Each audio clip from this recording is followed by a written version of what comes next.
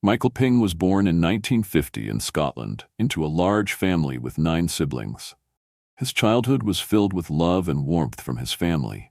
But as he entered adulthood, Michael began to realize a truth that was difficult to accept in society at that time. He was gay. The 1960s and 1970s were not easy times for the LGBTQ+ community in Britain, and Michael felt confined within the traditional framework imposed by his family and society. Because of his desire to live true to himself, he left Scotland when he was in his 20s, moving to London in search of a new life where he could be more comfortable with his sexual orientation. Here, Michael found a stable job in the urology department at a hospital. This job helps him have a prosperous life and not have to worry about finances. Even though he was far away from his family, he still kept in touch and was always described by his loved ones as a kind, thoughtful man who was always willing to help others. Michael's life had a very happy time. He met Henry, his life partner, who has been with him for many years. Together they build a peaceful life, overcoming prejudices to have a solid love. But then, trouble struck in 2001 when Henry passed away. The death of his partner came as a terrible shock, pushing Michael into a deep loneliness. He tried to cope with the loss, but with each passing day, he became more and more immersed in sadness and gradually turned to alcohol as a way to soothe his broken heart. In his later years, when his health was increasingly weakening due to osteoporosis and age, Michael longed to have someone by his side to share with. That's why he easily opened up to Riccardo Pisano, a strange but mysterious man. Riccardo is not like the men Michael has met. Born in South Africa in 1977, Riccardo's past is a series of mysteries and deceptions. He claimed that Riccardo Pisano was not his real name, but never revealed his true identity. Growing up in a poor family in Cape Town, he soon ventured into the underworld, joining drug gangs to make a living. When life became dangerous due to conflicts with the Pagad criminal group, Riccardo decided to flee South Africa in 2000, leaving behind his wife and daughter. He wandered to New Zealand, where he was arrested for extortion and sentenced to 15 months in prison. However, after only 8 months, he took advantage of an event in prison to escape. The police searched diligently, but could not find his whereabouts. Riccardo continued his journey on the run, moving to Australia, then finally illegally immigrating to the UK in 2004. In the UK, Riccardo has no legal documents and no stable job. To make a living, he engaged in prostitution, initially serving women, but then switching to male customers because he realized they were willing to pay higher prices to keep his secret. It was this path that led him to meet Michael in December 2009. Michael found Riccardo through an escort service ad in a gay magazine. Initially, their relationship was simply an exchange, money in exchange for companionship. But gradually, Michael felt there was something special about Riccardo, something that made him believe that this man could fill the lonely void in his heart. Michael began to care and have a lot of love for Riccardo, while he only saw him as a lucrative prey. Realizing Michael's kindness and weakness, Riccardo quickly took advantage of it. He moved into Michael's apartment, not because of love, but because he wanted a free place to live. To those around him, he made up many different stories to explain his presence in Michael's life. Some believe he is Michael's godson, while others believe he is his caretaker. For Michael, having Riccardo by his side was a great comfort. He believed he had finally found someone willing to be by his side, someone who would help him feel less lonely in his final years. But he did not know that the man he placed his trust in was a professional fraudster who had been on the run from the law for more than a decade. In 2011, Michael decided to leave London for Brighton, where there was a larger LGBTQ+ community. He hopes that life here will be more fun, and maybe the relationship between him and Riccardo can develop into something better. He used the money from selling his old apartment to pay 1 year's rent in advance and moved in with Riccardo. But instead of enjoying his new life, Michael did not know that this was the beginning of tragedy. Riccardo did not love or appreciate him at all. He only cared about his money. And when he realized Michael had some savings, he tried every way to appropriate it. He and his accomplices lured Michael into investing in a fake beauty salon, a bogus project. Trusting Ricardo, Michael transferred all his savings to him without any suspicion. As the money gradually ran out and the business failed, Ricardo became colder and more distant towards Michael. He no longer pretended to care, but began to act controlling and violent. Michael still didn't want to believe that the man he had feelings for could treat him so badly. But then, it was too late. Ricardo had his money in his hands, and when there was nothing left to take advantage of, he was ready to throw him away, in the most cruel way. Michael Ping has never been someone who easily trusted others, but his loneliness drove him to seek companionship, even from a stranger like Ricardo Pisano. When Ricardo moved in with him, Michael felt that he finally had someone to share his life with. He believes that Ricardo cares about him, that there is a special bond between them, something that Michael has been missing since his partner died. But Michael doesn't realize that Ricardo doesn't see him as a human being with sincere emotions. To Ricardo, he was just a financial resource, someone who could be manipulated, taken advantage of, and when no longer valuable, mercilessly thrown away. When Ricardo convinced Michael to invest in a fake beauty salon, he did not hesitate to transfer the money to him. Because Michael didn't just love Ricardo, he trusted him. For him, it was not a simple investment, but a way to help the man he thought was his life partner build a future. But that love and trust were cruelly betrayed. In May 2012, Michael began to feel that something was wrong. The beauty salon was never opened, his money was gone, and Ricardo became increasingly distant. When Michael asked questions about the money, Ricardo no longer seemed gentle or concerned. He became cold, irritable, and then violent. Bruises appeared on Michael's body. His few friends noticed that he became more quiet and less communicative. But Michael never told the truth. Perhaps he felt ashamed. Perhaps he didn't want to admit that he had placed his trust in the wrong person. Or perhaps a part of him still believed that Ricardo could change. We can see this in a lot of toxic relationships. When you've invested so much in someone, emotional, time, even money, you don't want to believe it was all a mistake. You look for reasons to justify. You try to convince yourself that the other person can change. But the truth is, people like Ricardo don't change. They just take advantage until there's nothing left to take. On May 22, 2012, a friend of Ricardo's visited Michael's apartment. He saw Michael lying on the bed, weak and unable to move properly. He tells Ricardo that they should call an ambulance, but Ricardo refused. That was the decisive moment. If Michael had been taken to the hospital, he might have had a chance to survive. Perhaps someone will discover the wounds, the signs of abuse. Perhaps Ricardo will be forced to face the truth. But instead, Michael was abandoned, and just days later, he died in the very house he had thought was his safest place. Ricardo did not report to the police. He didn't call Michael's family. He did not hold a funeral. He simply wrapped Michael's body in a blanket and hid it in the basement, then continued with life as if nothing had happened. And this is what makes this story even more cruel. Ricardo didn't just kill Michael with violence. He also killed him with forgetfulness. 2 months passed. During that time, Michael's family tried to contact him. They called, sent emails, but did not receive any response. This is not like Michael at all. He is always in touch with his family and always cares about everyone. This silence is a warning. On July 16, 2012, the police came to check Michael's apartment. When the door was open, the air was stuffy and a foul smell arose. Letters were piled up in front of the door, untouched for weeks. And then they found him.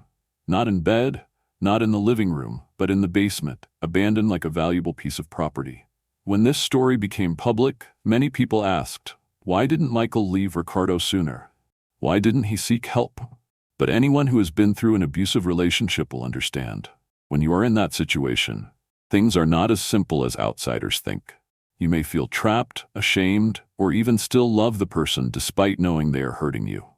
So, what is the lesson here? If you're in a relationship where you feel used, manipulated, or controlled, leave. Don't wait. Don't expect that the other person will change. They won't change. If you know someone in Michael's situation, talk to them. Make sure they know they are not alone. Many victims of abuse don't leave, not because they don't want to, but because they don't feel like they have anywhere to go. Be the one to help them find a way out. And most importantly, never underestimate the warning signs. Michael was a good man, one who lived an honorable life. He deserved a better ending than this, and we, the rest of us, have a responsibility to ensure that stories like his do not repeat themselves. If you are in danger or know someone who is being abused, don't hesitate to seek help. Call National Domestic Violence Hotline, 1-800-799-7233. Seek support from local organizations. Talk to someone you trust. No one deserves to endure abuse. No one deserves to be forgotten like Michael. When police discovered Michael Ping's body on July 16, 2012, it was more than a murder. It was a betrayal. A kind-hearted man who once opened his home to a stranger was taken advantage of, abused, and abandoned in the basement like a valuable piece of property. But even though Ricardo Pisano took Michael's life, he could not completely escape. Sussex police immediately determined this was a murder and opened a full investigation. Michael's unopened letters, dusty apartment, and 2-month silence were all clear signs that he had not died of natural causes. But what gave detectives the most headache was that Ricardo had disappeared. He didn't just leave the apartment, he disappeared from all of England, as if he had never existed. The investigation quickly led detectives to Michael's neighbors, who had seen him with 2 young men. One of them is Ricardo's business partner. When questioned, this person claimed that on May 22, 2012, he went to Michael's apartment and found him in an extremely weak state. When asked to call an ambulance, Ricardo stopped him. This is an important detail. If Michael is injured and Ricardo refuses to help, it means he intentionally let him die. But what happened then? What was Ricardo doing in the 2 months before the police found Michael's body? When detectives searched the apartment, they discovered another important clue. Michael had made a series of large money transfers before his disappearance. This money was not spent on his personal needs, but was deposited into Ricardo's account. Everything is now clear.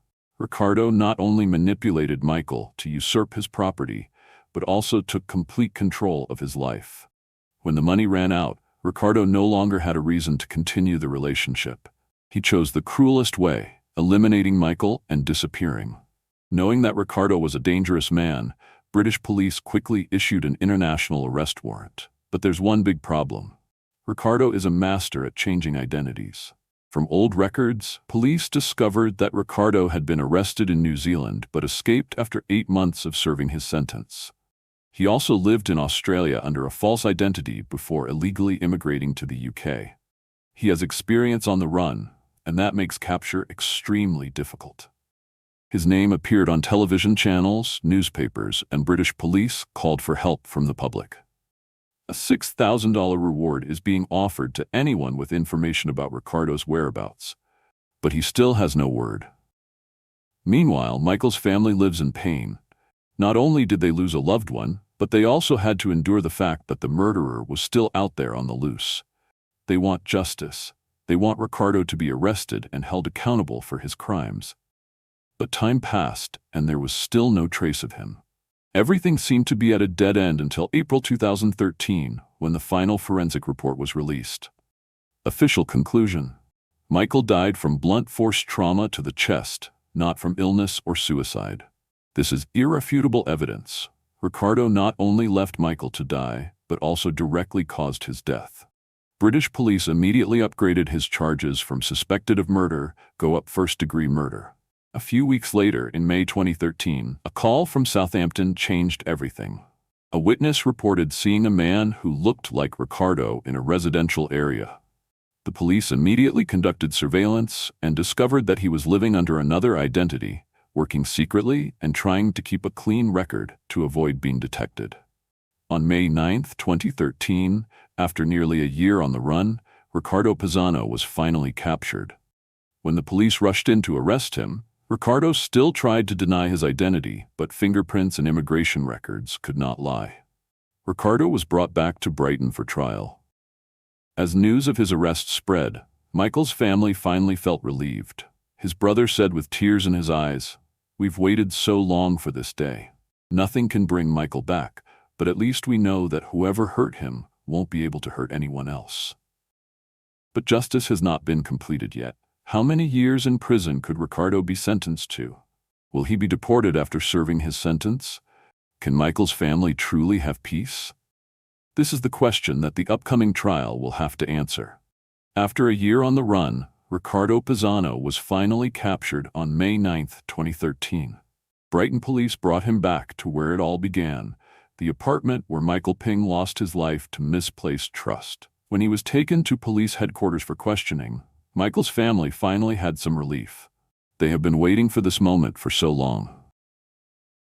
But capturing Ricardo is only the first step. Justice has not yet been served. The trial will be the place to decide whether he really has to pay for what he has done. And more importantly, it was an opportunity for Michael's story to be heard, to let the world know that he was not just an anonymous victim, but a human being worthy of love and respect. In September 2013, Ricardo Pisano's trial officially began. The courtroom was packed. Michael's family and friends sat in the front row, their eyes red but full of determination. The prosecutor began by painting a realistic picture of Michael's life. A good-natured man who once had a stable life but was taken advantage of by a professional con artist. Ricardo not only defrauded Michael financially but also manipulated his emotions, controlled his life, and ultimately took his life. Forensic evidence presented. Autopsy results. Michael died of blunt force trauma to the chest, not suicide as Ricardo claimed. Hospital report. Michael had been hospitalized for broken ribs just weeks before his death, a clear sign of abuse. Financial records. Ricardo drained Michael's accounts, manipulating him into investing in a fake business before abandoning him when the money ran out. Michael's neighbors were also invited as witnesses. They recounted the screams in the apartment, the times Michael showed up with bruises but always said he fell. Everything was against Ricardo, but when he stood up to defend himself, he pleaded not guilty. He continued the same story, that Michael had committed suicide, that he was just afraid of being deported so he didn't call the police. He plays the victim. He cried, he talked about his painful past, about being persecuted in South Africa, about how he was just trying to survive in England. He said that he loved Michael, that he had no intention of harming him, but his words are no longer valid. As the trial entered its final days, the prosecutor said something that made the whole room quiet. Ricardo Pisano didn't just kill Michael Ping. He left him to slowly die in loneliness, and that is the cruelest thing. On December 9, 2013, the jury returned a verdict. Ricardo Pisano was found not guilty of murder, but was convicted of manslaughter, intentionally causing serious injury and obstructing a lawful burial. A week later, the court sentenced 18 years in prison. While many people breathed a sigh of relief that Ricardo had finally paid the price, Michael's family could not hide their disappointment. They believe he deserves a higher sentence, life in prison, so he never has the chance to harm anyone else again. But even so, they know that at least some justice has been served. Michael's sister, Mary, told the court, "My brother was a good person, one who trusted the wrong person. But that doesn't mean he deserved that fate.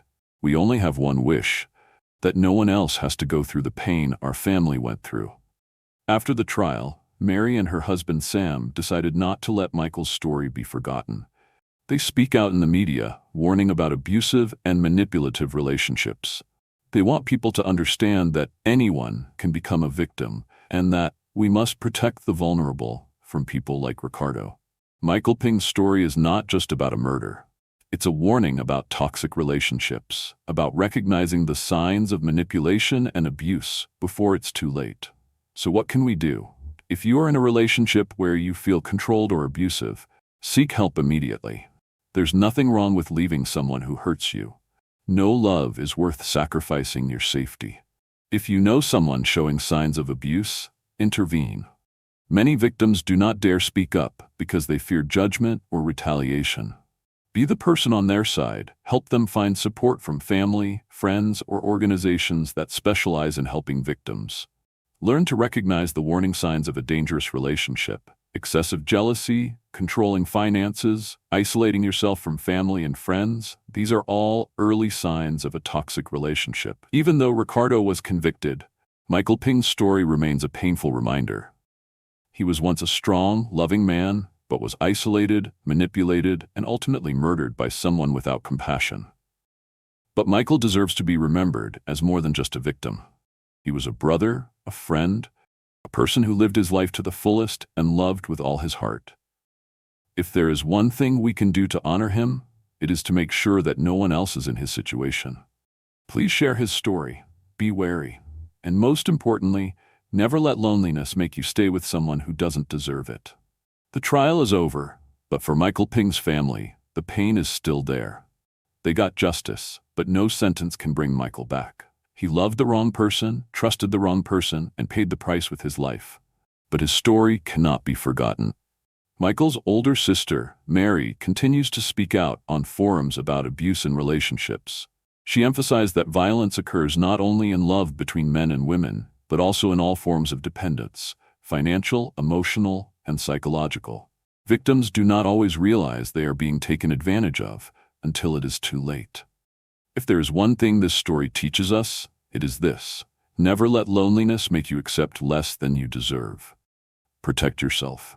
Speak up if you feel controlled. And if you know someone who is stuck in a toxic relationship, don't be silent. Help them escape before it's too late. Michael Ping deserves to be remembered, and most importantly, he deserves to be heard.